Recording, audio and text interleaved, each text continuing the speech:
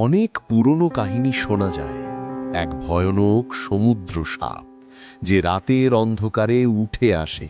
সবার ধারণা ছিল এটি শুধুই পুরনো গল্প, কিন্তু একদিন সাহসী তরুণ রাহুল গ্রাম থেকে অনেক দূরে সাগরে মজা করতে গিয়ে নৌকা নিয়ে গভীরে ঢুকে পড়ে।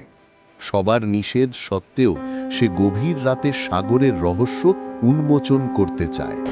সে যখন এক নিঃশব্দ জায়গায় পৌঁছায়, হঠাৎ করে সাগরের শান্ত জল তোলপাড় হয়ে ওঠে। তার চোখের সামনে এক বিশাল সাপের মাথা উঠে আসে।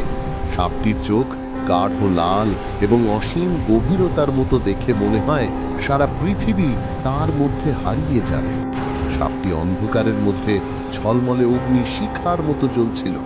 সেখান থেকে তার গা ছমছম করা আওয়াজ আসে, তুমি এখানে আছো, তবে তুমি ফিরে যেতে পারবে না।